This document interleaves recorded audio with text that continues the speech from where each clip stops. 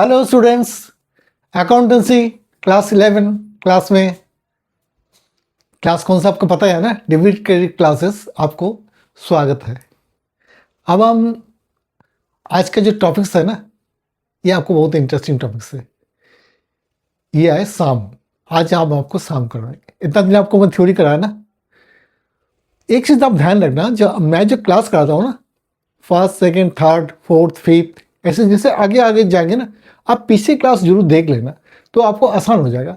अगर आप बुक्स देखोगे ना, बुक्स तो बहुत कुछ लिखा हुआ है, थ्योरी लिखा हुआ है, इतना हौच पौच लिखा हुआ है ना, तो कोई सिस्टमेटिक वाली नहीं है, जिससे आपको ना आप कन्फ्यूज हो जाओगे। तो मैं जिस स्टेप से आपको पढ़ा रहा हूँ ना, इस स्टेप से आप आगे बढ़ोगे तो आपको बहुत आसान लगेगा ये सब्जेक्ट। अकाउंटेंसी ऐसा सब्जेक्ट है, ये स्कोरिंग सब्जेक्ट है। इसमें 100 में से 100 मिलना चाहिए। अगर नहीं मिलते तो आपको कहीं कमी है। थोड़ा से, मैं पहले क्लास से बोला था, थोड़ा से दिमाग लगाओ, हर कंसेप्शन क्लियर करो। अगर कंसेप्शन क्लियर करते जाओगे तो आगे जाके आपको कोई प्रॉब्लम नहीं होगा, चाहे आप कितना भी आगे बढ़ो। और आपको 100 में से 80-90 तो मार्क्स मिल ही जाएगा। 100 में 100 भी मिल सकते हैं, ऐसे सब्जेक्ट अकाउंटेंसी। तो थोड़ा बहुत थ्योरी है, लेकिन थ्योरी जो है ना, वो भी प्रैक्टिकल जैसी है। थ्योरी का अंदर प्रैक्टिकल छिपा हुआ है। अगर थ्योरी ठीक से कर लोगे तो प्रैक्टिकल भी आपको क्लियर हो जाएगा। तो लेट अस स्टार्ट। आज मैं स्टार्ट करता हूँ सीधा अकाउंटिंग इक्वेशन से। ये अकाउंटिंग इक्वेशन जो आप देख रहे हैं ना, ये है सेकेंड मेथड। फर्स्ट मेथड जो अमेरिकन मेथड आप बोला था, मॉडर्न अप्रोच। दूसरा मेथड क्या बोलता है, ट्रेडिशनल अप्रोच, जो ब्रिटिश अप्रोच है, जो हमने डिस्कस किया है। Real account, personal account, impersonal account, real account, double account किया है ना, वो होता है ट्रेडिशनल अकाउंट। आज मैं डिस्कस करूंगा आपको पर्सनल अकाउंट, ये accounting equation, American approach, new method. हाँ, आप जो आगे बढ़ोगे ना, इस मेथड में आपको सारे काम करना पड़ेगा। जो मॉडर्न सिलेबस आजकल, पहले ट्रेडिशनल मेथड होता है, जो हम लोग पढ़े थे ना, उस टाइम ट्रेडिशनल मेथड ज़्यादा प्रेफरेंस था। आजकल हो गया क्या, American approach, new method. New method में आपको अकाउंटिंग इक्वेशन बहुत जरूरी है। ये बहुत आसान है। ट्रेडिशनल मेथड जो है ना, ब्रिटिश मेथड थोड़ा कॉम्प्लिकेटेड है, लेकिन अमेरिकन मेथड जो है, अमेरिकन लोग उतना कॉम्प्लिकेशन में ही आते हैं। वो जो मॉडर्न है, वो एकदम से फर्स्ट से आगे निकालना चाहते हैं। इसलिए वो मेथड निकाला है जिससे अकाउंट्स को बहुत आसान कर दिया। तो ये आप दिमाग में घुसा लो, तो आपके लिए आगे के लिए आपको अच्छा रहेगा। ये अकाउंटिंग इक्वेशन समझने के लिए पहले आपको बैलेंस शीट समझना पड़ेगा। अकाउंटिंग में हम क्या करते हैं, आइडेंटिफाइंग, रिकॉर्डिंग अकाउंटिंग में, classifying, summarising, interpreting and communicating with the people. तो इंटरप्रेटिंग जो हम करते हैं ना, इसमें हम बिजनेस ऑर्गेनाइजेशन का प्रॉफिट और लॉस क्या हुआ वो निकालते हैं। उसके बाद हम क्या करते हैं, एक पोजीशन निकालते हैं, बिजनेस ऑर्गेनाइजेशन का पोजीशन। जैसे आपने एक एग्जाम्पल दे रहा हूँ, आपने दुकान में जाते हो ना, मार्केट जाते हो, वहाँ बड़े बड़े दुकान में क्या होता है, शोकेस होता है, वहाँ डैमेज होता है। तो शोकेस देख के आपको पता चल जाता है दुकान कैसे है, दुकान के अंदर कैसे सामान है, क्या है। उस शोकेस में उसका एक सैंपल रखते हैं, एक पोजीशन बताते हैं। ऐसे बैलेंस शीट कंपनी का एक पोजीशन है, जिसको आप स्टडी करने से आपको पता चल जाता है एक कंपनी, ये बिजनेस ऑर्गेनाइजेशन की पोजीशन कैसे है। बिजनेस ऑर्गेनाइजेशन मतलब कंपनी भी हो सकता है, पार्टनरशिप भी हो सकता है, सोल प्रोप्राइटरशिप भी हो सकता है, कोऑपरेटिव भी हो सकता है, वेंचर भी हो सकता है, कुछ भी हो सकता है। तो बिजनेस ऑर्गेनाइजेशन का पोजीशन समझने के लिए आपको एक बैलेंस शीट बनाना पड़ता है। बैलेंस शीट में इस टाइप का होता है फॉर्मेट। लेफ्ट साइड होता है लायबिलिटीज, इसमें डेबिट क्रेडिट नहीं होता है, ये ध्यान रखना। ये होता है लायबिलिटीज और ये होता है एसेट्स। इससे पहले ये किसी पर्टिकुलर डेट में हमने पोजीशन देखते हैं। जैसे प्रॉफिट एंड लॉस है ना, प्रॉफिट एंड लॉस अकाउंट पूरा साल का होता है, पूरा साल का डाटा होता है उसमें। लेकिन बैलेंस शीट क्या होता है, किसी पर्टिकुलर डेट में, किसी डेट में हम इसको बना सकते हैं। मैं एक पोजीशन देख रहा हूँ, बैलेंस शीट क्या पोजीशन, मतलब फॉर्म्स ऑफ बिजनेस ऑर्गेनाइजेशन जो है, बिजनेस ऑर्गेनाइजेशन का क्या पोजीशन है। तो पोजीशन देने के लिए आप किसी डेट में निकाल सकते हैं। सपोज हमारा फाइनेंशियल ईयर है 1 अप्रैल टू 31 मार्च, 1 अप्रैल 24 से लेके 31 मार्च 25 तक हम मान लिया। ये हमारा है अकाउंटिंग पीरियड, एक साल हो गया, अप्रैल टू मार्च। अब आपने एक पोजीशन देखा 31 मार्च 25 में इसका क्या पोजीशन है, इस ऑर्गेनाइजेशन का। पहले आता है ये liability side, asset side, rupees, debit credit नहीं होता है। पहले आता है कैपिटल। कैपिटल मतलब क्या होता है, जो पार्टनर्स है, या सोल प्रोप्राइटर्स है तो जो ओनर्स है, ओनर जो पैसा इन्वेस्ट किया ना, क्योंकि एक चीज़ ध्यान रखना, फॉर्म्स ऑफ बिजनेस ऑर्गेनाइजेशन में क्या होता है, जो ओनर्स और बिजनेस दो अलग अलग एंटिटी होता है, इसका सेपरेट एंटिटी होता है। ओनर अलग है और बिजनेस अलग है। तो बिजनेस में जो पैसा डाला है ना ओनर्स, वो बिजनेस में पैसा आ गया, तो बिजनेस 1 लाख रुपये डाला है ओनर्स। सपोज ओनर्स कितने भी होते हैं, ए बी सी डी, तो भी अगर कोई नहीं है तो एक ही बंदा है, 1 लाख रुपये डाला है। तो जो 1 लाख है ना, एक कंपनी के बिजनेस ऑर्गेनाइजेशन के लिए एक लायबिलिटी बन गया। मतलब लायबिलिटी क्यों है, ये पैसा वापस करना है उनको, किसको, मालिक को। और जो ये पैसा जो डाला है तो उन्होंने क्या दिया, कैश दिया, तो इसका जर्नल एंट्री हो जाएगा cash account debit to capital account. तो 1 लाख उनके पास कैश था, वो कैश उन्होंने बिजनेस में डाल दिया एज ए कैपिटल। तो बिजनेस का फर्ज बन गया, ये 1 लाख तो उनका एसेट बन गया, 1 लाख मिल गया मेरे बिजनेस को, एक साइड में उनका एसेट बन गया, एक साइड उनका एक लायबिलिटी बन गया कि 1 लाख उनको वापस देना है। ठीक है, तो 1 लाख अगर वापस उन्होंने देगा और 1 लाख उनको कैश बन गया, अब इसी जो 1 लाख है ना, इनकी लायबिलिटी है, इसको बोलते हैं इंटरनल लायबिलिटी। इंटरनल लायबिलिटी इसलिए बोलते हैं कि ये उनको मालिक को वापस करना है, इंटरनली वापस करना है, ये कोई एक्सटर्नल नहीं है, ये एक इंटरनल है। और दूसरा लायबिलिटीज होता है, ये होता है एक्सटर्नल लायबिलिटीज। इस पर क्रेडिटर्स। क्रेडिटर्स मतलब होता है जिससे हम उधार में माल लिया है, हमारा बिजनेस चलाने के लिए हमें माल खरीदना पड़ता है, कुछ हम कैश में खरीदते हैं, कुछ हम क्रेडिट में खरीदते हैं, मतलब उधार में, तो उसको पैसा देना है। तो माल तो हमारे पास आ गया लेकिन पैसा दिया नहीं, तो हमारी लायबिलिटी बन गया ना, तो उसको बोलते हैं एक्सटर्नल लायबिलिटी। क्रेडिटर्स सब 40 है। पहले 1 लाख उन्होंने कैश इन्वेस्ट किया एज ए कैपिटल, मालिक को वापस करना है, ये क्रेडिटर्स को वापस करना है। बैंक ओवरड्राफ्ट, बैंक से हमने ओवरड्राफ्ट लिया, बैंक को ओवरड्राफ्ट कभी देते हैं, तो ओवरड्राफ्ट मतलब बैंक से उधार लिया है, बैंक को पैसे वापस करना है, तो ये भी हमारा एक लायबिलिटी है। तो इसलिए 10,000 हमने बैंक ओवरड्राफ्ट दिखा दिया एज ए एक्सटर्नल लायबिलिटी। और एक और दिखा दिया आउटस्टैंडिंग एक्सपेंसेस। आउटस्टैंडिंग एक्सपेंसेस मतलब क्या होता है, जैसे किसी को सैलरी देना है 1 अप्रैल टू 31 मार्च, 15,000 सैलरी देना है, इससे हम 10,000 पे कर दिया और 5,000 जो है ना, वो बंदा जो है वो घर चला गया, देश चला गया अपना, वो अप्रैल में आएगा, तो पैसा लोग कब देंगे, अप्रैल में देंगे, लेकिन खर्चा कब का है, मार्च का है। तो इस अकाउंटिंग पीरियड का अंदर खर्चा दिखाना है, तो खर्चा हम कितना दिखाएंगे, 15,000 दिखाएंगे, 10,000 सैलरी और 5,000 आउटस्टैंडिंग सैलरी, मतलब कि अभी दिया नहीं, देना है। ठीक है, तो ये हमारा लायबिलिटी है ना, जब वो आएगा उसको देना पड़ेगा, तो इसलिए आउटस्टैंडिंग एक्सपेंसेस में हमने 10,000 दिखा दिया। तो टोटल लायबिलिटी हमें इतना बन गया, 1 लाख इंटरनल लायबिलिटी और एक्सटर्नल लायबिलिटी 40, 50, 60,000, टोटल 1,60,000 हो गया। तो इस लायबिलिटी के अगेंस्ट में हमारा एसेट क्या है, पहले तो देखो, जो कैपिटल 1 लाख और ये 60,000, टोटल हमारे पास 1,60,000 है। 1,60,000 हम कैसे खर्चा किया, इसमें से हमने, हमारे पास कैश पड़ा हुआ है अभी, कैश और बैंक, मतलब बैंक में भी जमा हो सकता है, कैश बैंक ही होता है, 10,000 पड़ा हुआ है। ठीक से प्रीपेड एक्सपेंसेस मतलब होता है जैसे इंश्योरेंस हमने दे दिया June to July, July to June, July 24 to June 25, July 24 to June 25, लेकिन हमारा अकाउंटिंग ईयर क्लोज हो रहा है 31 मार्च को, तो मार्च के आगे जो है ना, अप्रैल मई जून 3 महीने का हमने एडवांस में दे दिया इंश्योरेंस प्रीमियम। ठीक है, तो ये तो इस साल का खर्चा नहीं है, 3 महीने का खर्चा, तो 3 महीने का खर्चा जो है ना, उसको बोलते हैं प्रीपेड, मतलब पहले ही पे कर दिया, लेकिन इस साल खर्चा नहीं है, खर्चा से हम निकाल देंगे इसको इस साल से, लेकिन हमने पे पहले ही कर दिया, अभी पे कर दिया, जुलाई में ही पे कर दिया, जुलाई में पे किया, जुलाई टू जून तक, लेकिन मार्च में हमारा ईयर क्लोज हो रहा है, तो जुलाई टू मार्च तक खर्चा तो इस साल लेना पड़ेगा। अब अप्रैल से जून तक जो खर्चा है ना, वो हमने दिखा देंगे प्रीपेड एक्सपेंसेस में।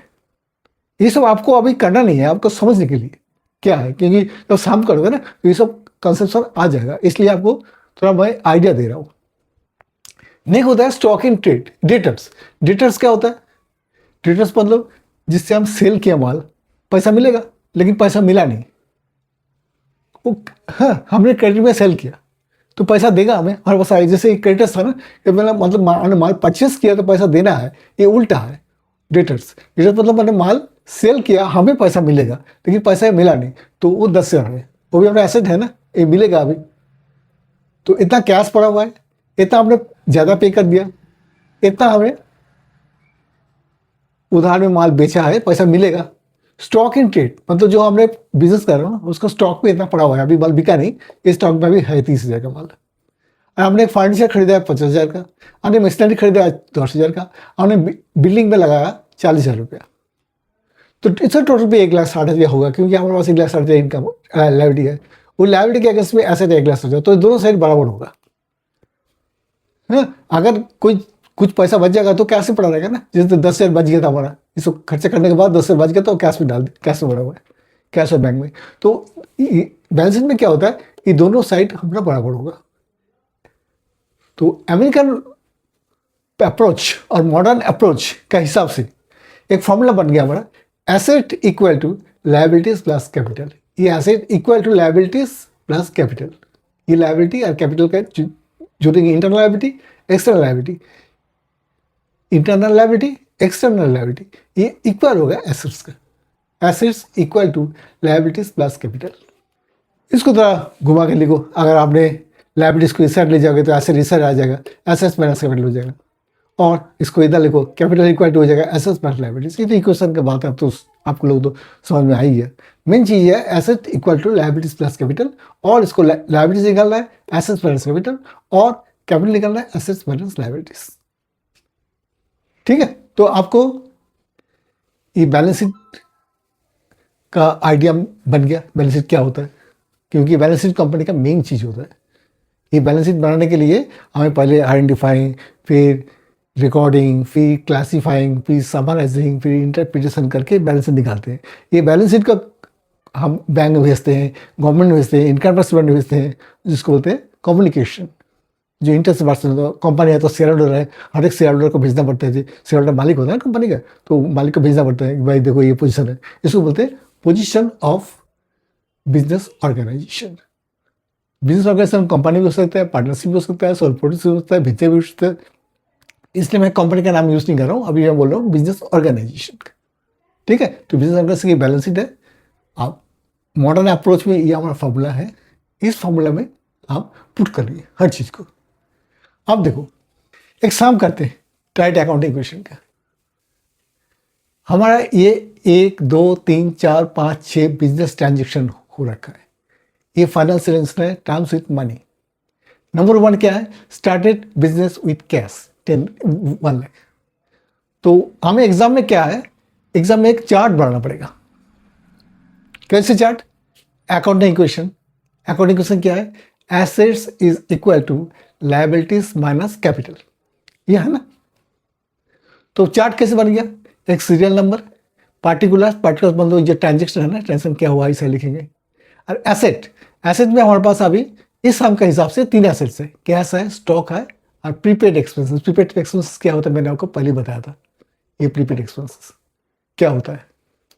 ठीक है, तो अगर क्वेश्चन में और भी एसेट्स होगा तो और भी कलम बना लेंगे हम एसेट का। हमारे पास अभी फिलहाल 3 एसेट्स है, cash, stock and prepaid expenses. Liabilities, liabilities हमारे पास जो एक्सटर्नल लायबिलिटी क्या है, क्रेडिटर्स है और आउटस्टैंडिंग एक्सपेंसेस है, ये क्रेडिटर्स और ये आउटस्टैंडिंग एक्सपेंसेस, बैंक वाटर भी नहीं है। माइनस कैपिटल, कैपिटल तो कैपिटल है जो इंटरनल लायबिलिटी। तो ये इक्वेशन है ना, asset is equal to liabilities minus capital, ऊपर लिखा है अकाउंटिंग इक्वेशन। ठीक है, ये एसेट्स है तीनों, is equal to external liabilities minus internal liability. ये ना, ये माइनस नहीं, ये प्लस होगा, external liability plus capital equal to assets होगा ना।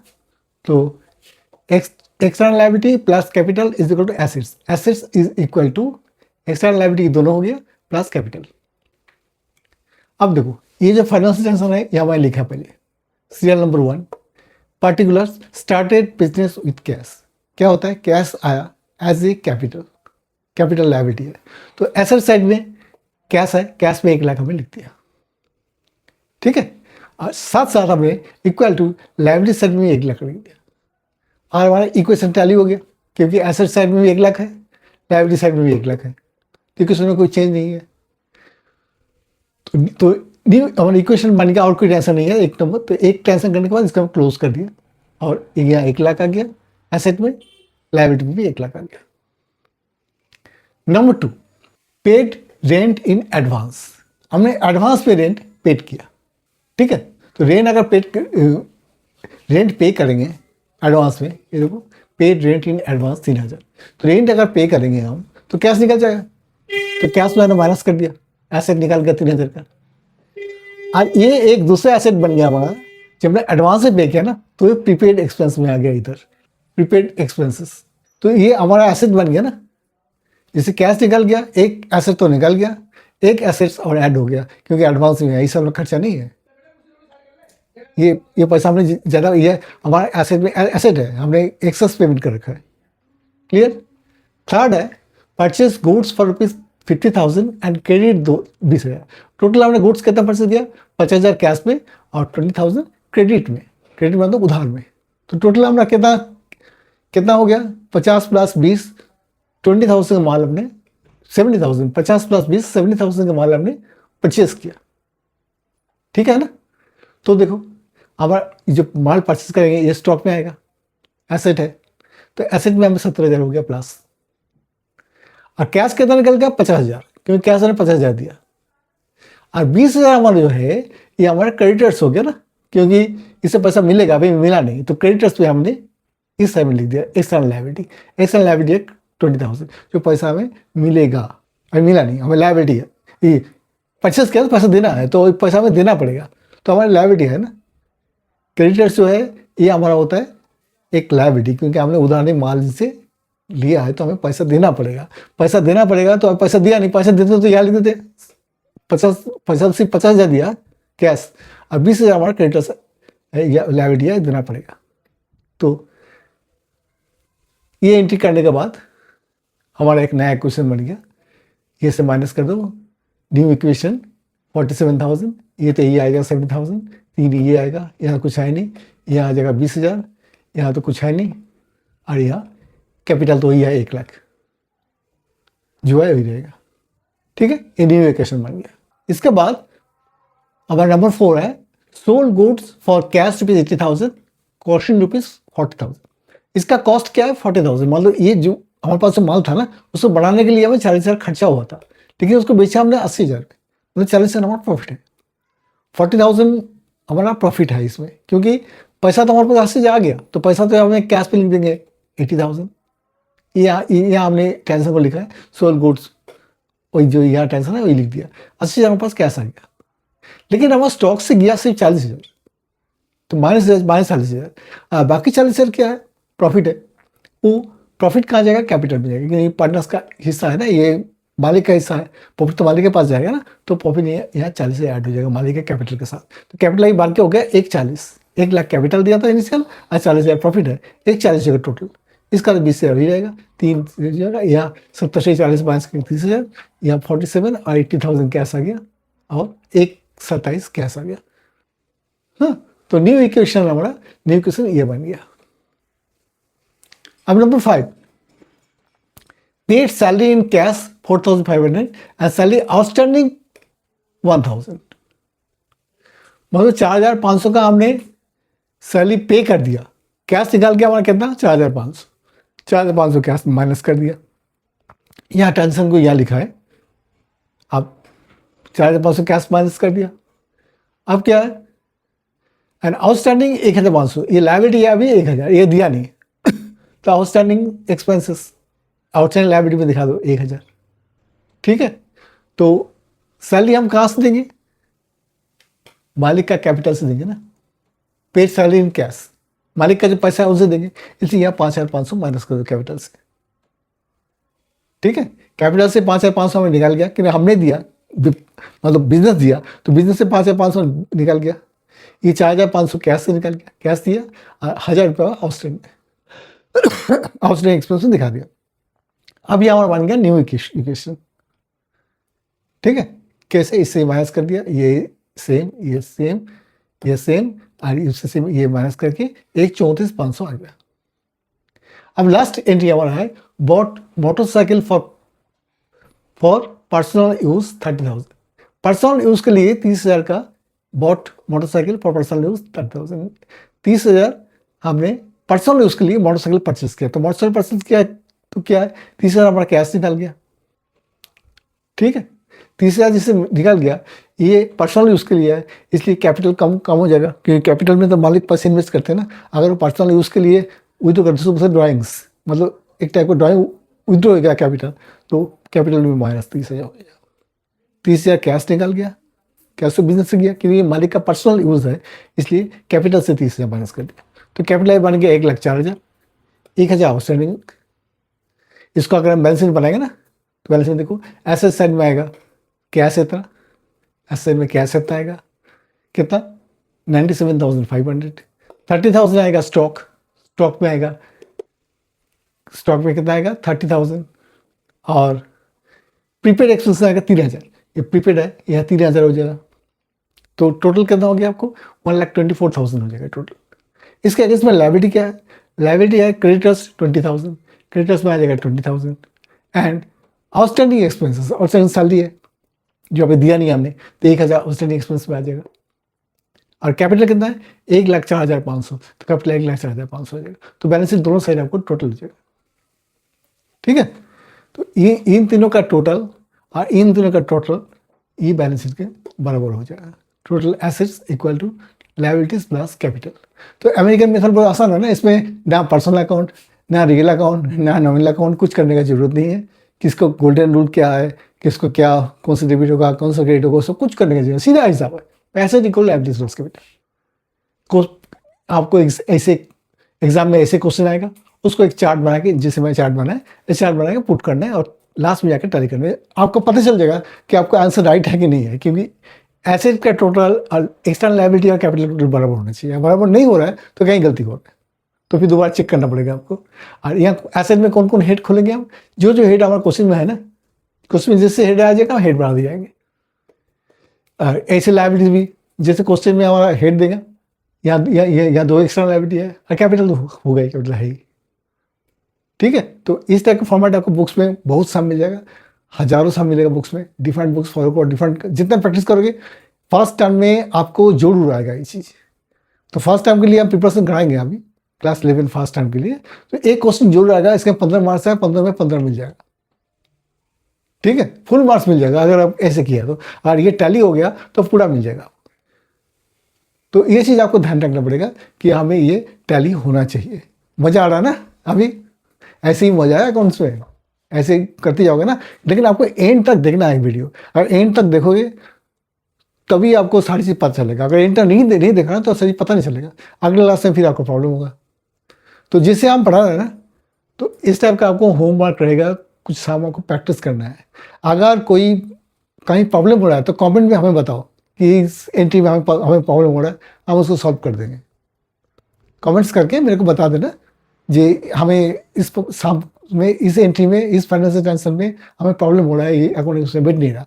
हर एक एंट्री बैठेगा, आपको तो दिमाग साफ रखना पड़ेगा कि कहाँ कहाँ जाना है। तो आप ये ध्यान रखना, एक एक एंट्री करेंगे ना तो इक्वेशन हम देख लेंगे जी, इक्वेशन और ठीक है कि नहीं। अगर ऐसे इक्वेशन बराबर होते जा रहा है तो लास्ट में जाके ऑटोमेटिक टैली हो जाएगा। तो थोड़ा प्रैक्टिस करना पड़ेगा, तो बहुत आराम से आपको एक शाम हो जाएगा इसको कर रहे। अब इससे आगे मैं आपको ना, अभी थ्योरी बहुत बाकी रह गई है, लेकिन थ्योरी हम सारे इसलिए नहीं करा रहा हूँ एक साथ, कुछ तो हमने बता रखा है, कुछ और भी कराना है। तो सारी थ्योरी हम इसलिए नहीं बता रहा हूँ कि आप लोग कंफ्यूज हो जाओगे। तो स्टेप बाय स्टेप, इसलिए तो मैं बोल रहा हूँ कि हमारा वीडियो एंड तक देखना, एंड तक देखोगे तभी आपको पता चलेगा कि कैसे हो रहा है ये चीज़, कौन कौन चीज़ आपको समझना है। स्टेप बाय स्टेप हम आगे बढ़ते रहेंगे। तो अभी हम आपको थोड़ा थियोरेटिकल पोर्शन में फिर आ रहा हूँ। अकाउंटिंग का 2 मेथड होता है, एक होता है कैश बेस्ड अकाउंटिंग, एक होता है accrual based accounting. Cash based accounting क्या होता है? Under this basis income not recorded unless they are received in cash. अगर कैश में रिसीव नहीं होगा तो कोई इनकम रिकॉर्ड नहीं किया जाएगा।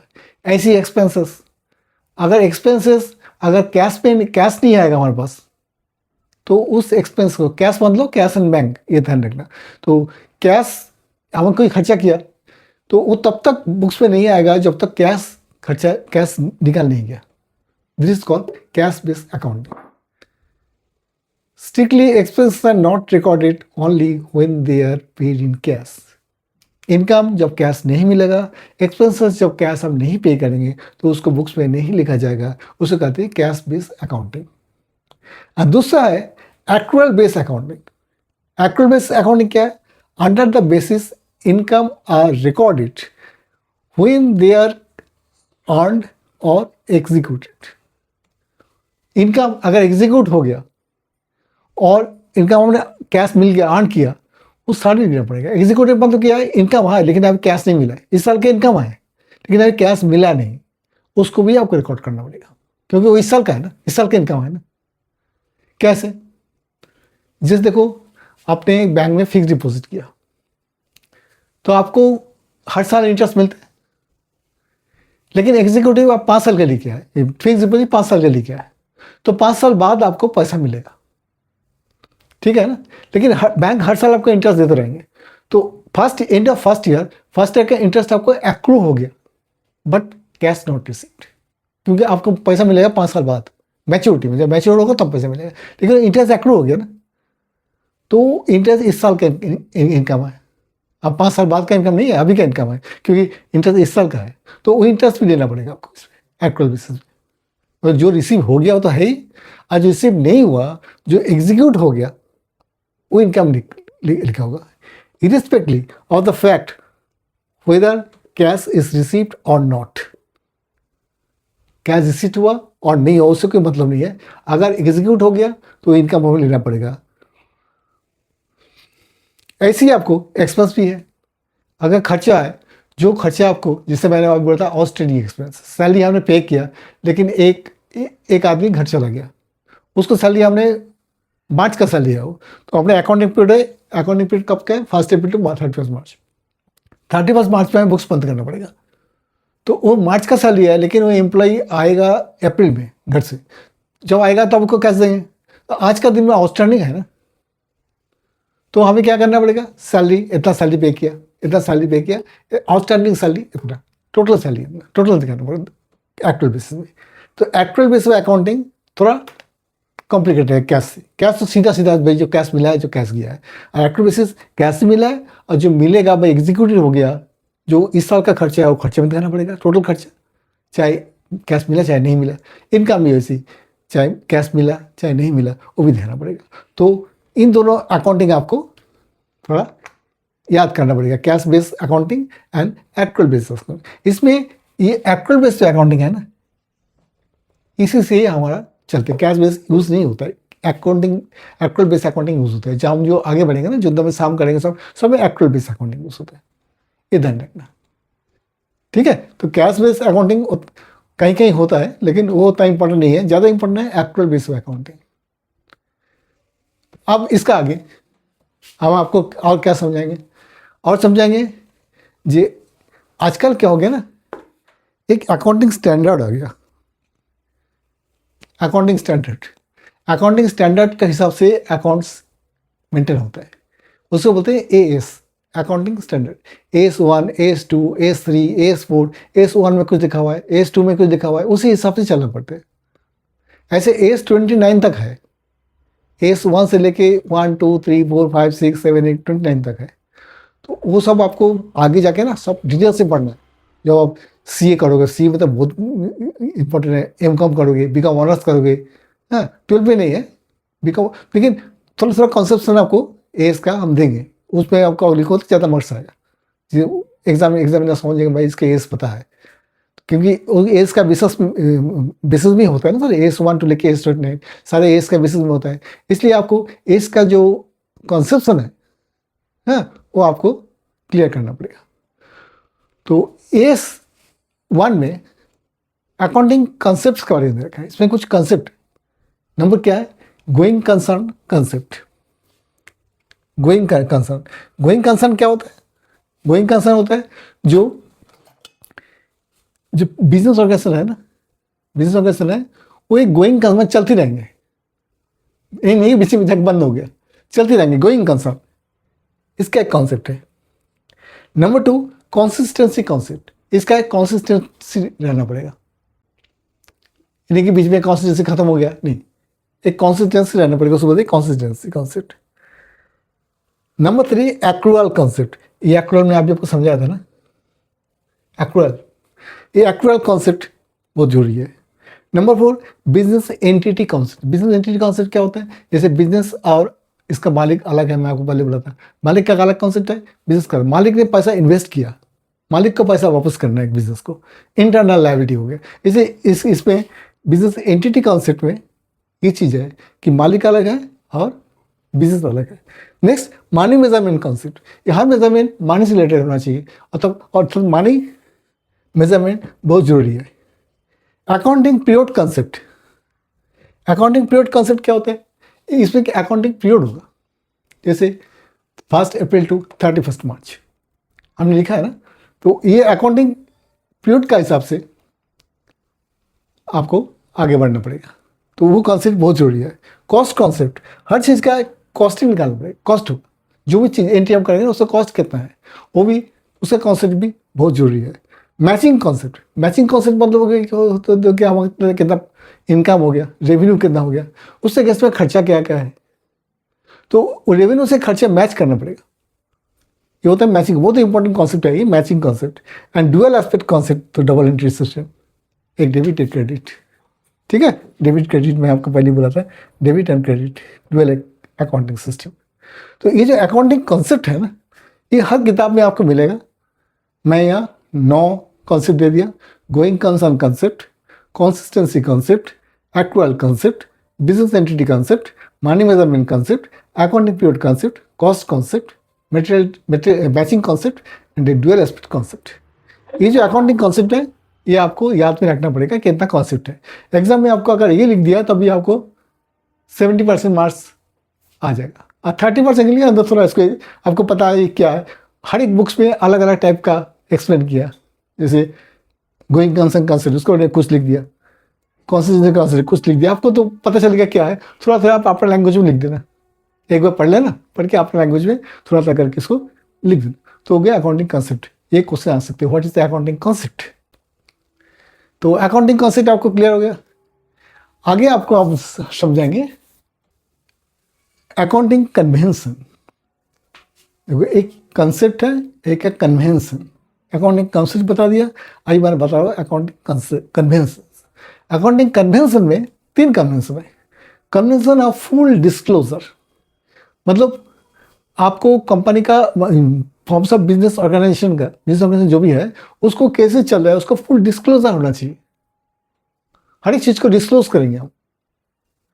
नंबर 2 कन्वेंशन ऑफ मटेरियलिटी, ये जो इसका कोई मीनिंग होना चाहिए, मटेरियलिटी होना चाहिए, उसको हम डिटेल्स में डिस्कस करेंगे। And convention of conservatism, conservative mind लगना पड़ेगा, मतलब कहीं हमारा लॉस दिखाई दे रहा है तो जरूर उसको मेंशन करना पड़ेगा, कहीं प्रॉफिट दिखा रहा है इन फ्यूचर, प्रॉफिट हो भी सकता है नहीं भी हो सकता है, इग्नोर कर देंगे, लेकिन लॉस हो सकता है नहीं भी हो सकता है, लेकिन अगर हो सकता है थोड़ा सा ये हमें मिल गया तो जो दिखाना पड़ेगा कि हमें कंजर्वेटिव माइंड में चलना पड़ेगा। कन्वेंशन ऑफ कंजर्वेटिज्म उसको बोलते हैं, कंजर्वेटिव माइंड में लॉस हमें हमेशा कंसिडर करना है, ये ध्यान रखना। तो ये सब चीज़ में हम थोड़ा डिटेल्स और पढ़ लेंगे, तो एग्जाम में क्वेश्चन आ सकते हैं व्हाट इज अकाउंटिंग कॉन्सेप्ट्स, तो ये 9 कॉन्सेप्ट दे देंगे हम। और क्वेश्चन आ सकते हैं व्हाट इज अकाउंटिंग कन्वेंशंस, अगर अकाउंटिंग कन्वेंशंस है तो हम ये लिख देंगे।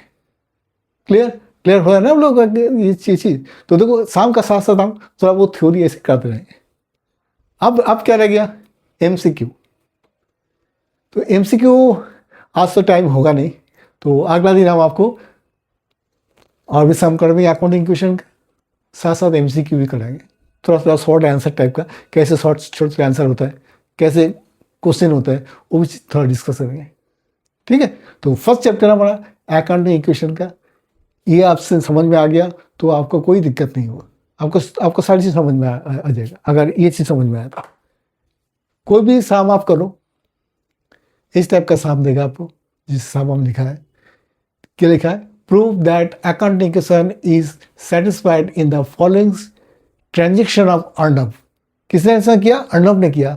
ये सारे फाइनेंशियल मनी रिलेटेड है, तो इसका हमने एक चार्ट बना के इस इक्वेशन को सेटिस्फाई किया, asset equal to liability minus capital.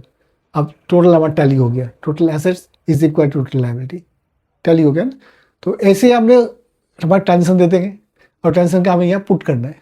ये जो फॉर्मेट है ये आपको बनाना पड़ेगा, एग्जाम में भी आपको रूलर लेके एक लाइन खींच के ऐसे बनाना है। तो ये बना दिया तो एक क्वेश्चन आपको हो जाएगा। कहीं कोई ट्रांजेक्शन बनाने में आपको दिक्कत हो रहा है, आपको प्रॉब्लम हो रहा है, तो मेरे को कमेंट सेक्शन में बताओ। मैं इसलिए बैठा हूँ, मैं आपको जवाब दूंगा, 100% जवाब दूंगा। और उसको कैसे क्लियर करेंगे वो करेंगे। और जो स्कूल में भी आप कराएंगे ना तो ध्यान से देखना, आपको याद आ जाएगा, आराम से पता चल जाएगा। स्कूल में जब टीचर कराएंगे तो आराम से सारी चीज़ पता चल जाएगा। अगर कहीं प्रॉब्लम हो रहा है, फिर मैं बोल रहा हूँ कि मेरे को थोड़ा याद करना, मेरे को याद करेंगे तो अच्छा रहेगा, क्योंकि मैं आप लोगों को अच्छा चाहता हूँ। मैं चाहता हूँ कि आप लोग का कॉन्सेप्शन क्लियर हो जाए, आप लोग एग्जाम में बहुत अच्छा मार्क्स लेके आओ। क्योंकि अकाउंट्स में 60-70 कोई मार्क्स नहीं है, 100 में आपको 80-90 लाना ही है, ये ध्यान रखना। कैसा लगा आज का टीचिंग? अगर अच्छा लगा तो जाते जाते सब्सक्राइब जरूर कर देना, कि उसमें हमारा फ़ायदा है, आपको पता ही है।